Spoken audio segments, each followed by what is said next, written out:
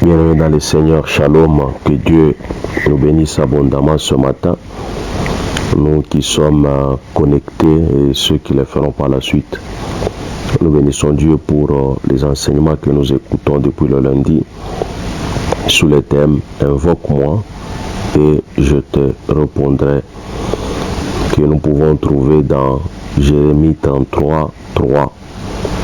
Nous pouvons lire les 3 premiers versets du chapitre 33.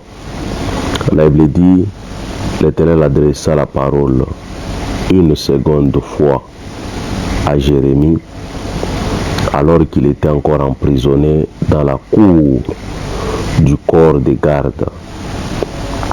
Bien-aimés dans le Seigneur, Dieu vient parler à Jérémie alors qu'il se trouve encore emprisonné. Verset 2.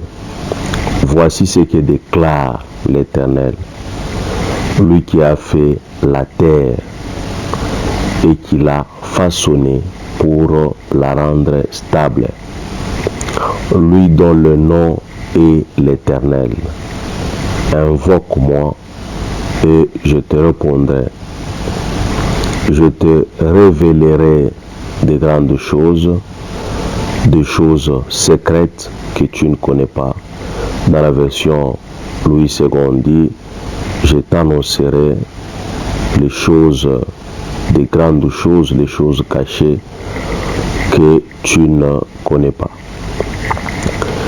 Bien-aimés dans le Seigneur, lorsque nous méditons sur ce passage, la première des choses que nous retenons, c'est que ce soit dans le malheur, que ce soit dans le bonheur, Dieu nous parle.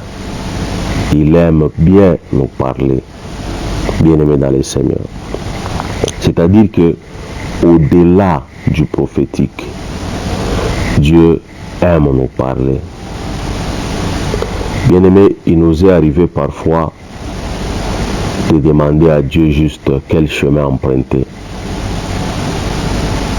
Bien-aimés dans le Seigneur, juste quel chemin emprunter parfois. Parfois même, comment éviter les embouteillages, je peux prendre quelle route. Il est arrivé comme ça, ou quelqu'un peut demander à Dieu des choses comme ça. Et Dieu et le Saint-Esprit peut lui dire, ok, tu peux prendre telle route plutôt que telle autre. Donc Dieu aime que nous puissions parler avec lui. Pendant que Jérémie était emprisonné, Dieu est venu. Et la Bible précise même que c'était une seconde fois. Ce n'était pas la première fois qu'il venait parler à Jérémie. Il est venu encore une seconde fois. Bien-aimé dans le Seigneur, pour parler à Jérémie.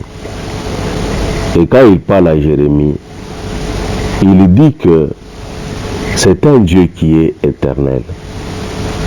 Non seulement un Dieu éternel, mais un Dieu créateur.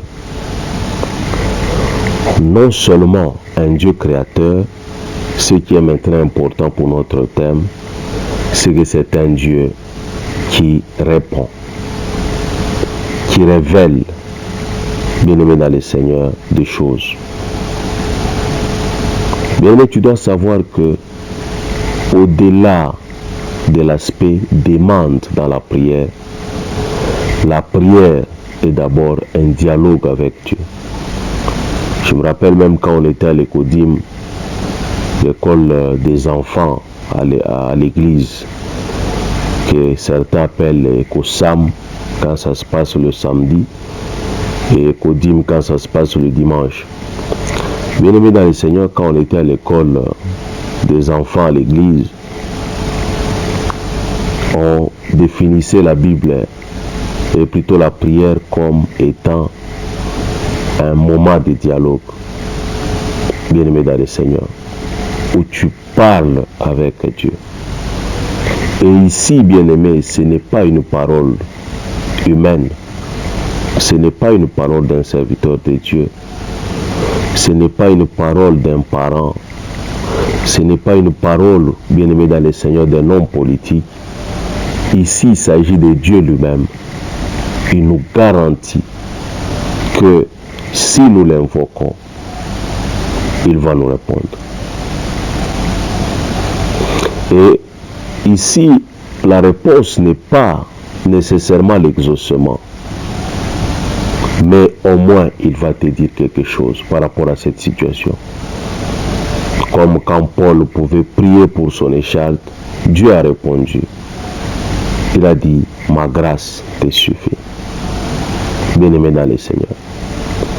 Et quand il dit que ma grâce te suffit, ça donnait, bien-aimé dans le Seigneur, un autre shift à la compréhension de Paul, bien-aimé dans le Seigneur. Ça donnait une autre onction à Paul. Ça donnait, bien-aimé dans le Seigneur, cette parole-là qui peut affaiblir peut-être quelqu'un qui n'est pas mûr dans la foi. Cette parole-là, bien-aimé dans le Seigneur, qui peut peut-être amener encore de stress, des sujets, des soucis pour quelqu'un, bien-aimé dans le Seigneur, qui n'est pas encore mature dans la foi. Mais Paul, qui était déjà mature, il a compris cela, il a saisi cette parole directement. Bien-aimé. Parfois, il peut nous arriver, peut-être nous allons beaucoup plus insister sur ça, il peut nous arriver que nous puissions prier. Et quand nous prions, peut-être Dieu ne nous exauce pas, mais il nous a dit quelque chose. Peut-être il nous a juste dit qu'il est au contrôle. Bien-aimé dans le Seigneur. Il nous a juste dit peut-être qu'il est au contrôle. Il nous a juste dit peut-être que ne crains pas. Tu vois, bien-aimé dans le Seigneur, comment les choses s'empirent, mais Dieu te dit ne crains pas. Tu vois comment, bien-aimé dans le Seigneur, tu es secoué des deux côtés, mais Dieu te dit ne crains pas. Dieu te dit je suis au contrôle. Dieu te dit je suis avec toi. Il y a des paroles comme ça, comme à Paul. Dieu a dit ma grâce te suffit. Mais cette parole, bien-aimé dans le Seigneur, Paul l'a comprise tellement qu'il l'a comprise, bien-aimé, ça l'a amené à une autre dimension de la foi, à une autre dimension de la compréhension de Dieu, dans une autre dimension, bien-aimé dans le Seigneur, des choses de Dieu, de telle sorte qu'il pouvait dire avec joie, avec suffisance, que quand je suis faible, c'est alors que je suis fort. Bien-aimé dans le Seigneur. Il y a certaines choses, bien-aimé, peut-être ce n'est pas le sujet de ce jour, mais il y a certaines choses, bien-aimé dans le Seigneur, que Dieu donne en contrepartie. Il ne peut ne pas te donner une chose, mais de l'autre côté, bien-aimé dans le Seigneur, il t'élève d'une façon telle que toi-même tu ne comprends pas et les gens ne comprennent pas. Paul pouvait garder son écharpe, mais Paul pouvait parler avec puissance. Paul pouvait garder son écharpe. Paul pouvait opérer, bien-aimé dans le Seigneur, dans la puissance. C'est pour te dire aussi ce matin que quand tu l'invoques, il te répond toujours. Mais apprends à saisir sa réponse, bien-aimé dans le Seigneur. Apprends à saisir cette réponse-là et tu t'enracines dans ça. Tu t'appuies sur ça. Tu t'établis sur ça, bien-aimé dans le Seigneur. Il y a parfois des paroles qu'on peut penser que ce n'était pas la réponse qu'on attendait. Mais bien-aimé dans le Seigneur, parfois cette parole qu'on peut penser ordinaire, qu'on peut penser simple, cette parole-là a une forte puissance derrière. Le fait seulement que Dieu peut te dire ne crains pas. Le fait seulement que Dieu peut te dire je suis avec toi. Le fait seulement que Dieu peut te dire je suis au contrôle, bien-aimé dans le Seigneur. derrière cette parole. Même si tu t'attendais à un exaucement, même si tu t'attendais à quelque chose de palpable, à quelque chose d'immédiat, c'est-à-dire que la chose se passe maintenant. Moi, j'ai besoin de manger. Je demande à Dieu à manger et il me dit, toi, tu ne manqueras jamais de nourriture dans ta maison. Pendant que, bien aimé dans le Seigneur, tu n'as pas à manger à la maison. Et une parole comme ça, Dieu te dit, tu ne manqueras jamais de nourriture. Ou encore, il vient te dire, tes enfants ne manqueront jamais de rien. Des paroles comme ça, bien aimé dans le Seigneur, où Dieu nous répond. Mais si nous ne comprenons pas, nous n'allons pas saisir. Mais si nous comprenons, bien aimé dans le Seigneur, nous allons aller dans une autre dimension des choses et nous pouvons expérimenter Dieu dans une autre dimension. Que Dieu nous bénisse, qu'il nous aide à comprendre que la prière, ce n'est pas un moment où on parle à soi-même. Ce n'est pas un moment où on multiplie des paroles. Bien que la prière, elle a besoin aussi à un moment de qualité. Tu peux faire une puissante prière dans une minute.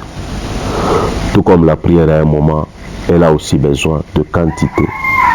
Parce que même un jour Jésus a dit à ses disciples qu'ils étaient incapables de veiller avec lui pendant 1 heure. Et parmi les recommandations que Jésus a laissées aux disciples, c'était de veiller et de prier. Bien-aimés dans le Seigneur, c'est que la prière a besoin de qualité, la prière a aussi besoin de quantité. Mais au-delà de tout ça, bien-aimés, nous devons savoir que la prière, ce n'est pas un moment où nous nous parlons à nous-mêmes, un moment où nous poursuivons le temps, c'est-à-dire je veux faire 2 heures en prière, je veux faire 3 heures en prière, mais ça doit être un moment où tu pries et tu t'attends à quelque chose. David dit, le matin, je me tourne vers toi et je regarde. J'écris et puis je me tourne vers toi et je regarde. Bien-aimés dans le Seigneur, nous devons savoir que pendant la prière, nous pouvons parler, mais pendant la prière, nous devons aussi nous attendre à ce que Dieu parle. Nous devons, bien-aimés dans le Seigneur, intégrer cela en nous. Que Dieu parle aussi. Et c'est lui qui nous garantit que lorsque nous l'invoquons, il nous parle. Bien-aimés dans le Seigneur. Et lorsqu'il nous parle, il nous répond. Répondre, ça peut être faire.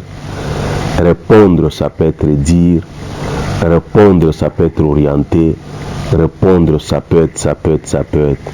Mais nous devons savoir saisir ce que Dieu nous dit, parce que lorsque nous les saisissons bien, ça peut être un moment de déclic, un moment pour nous faire passer à des choses encore plus grandes. Que Dieu bénisse sa parole ce matin. Au nom de Jésus. Amen.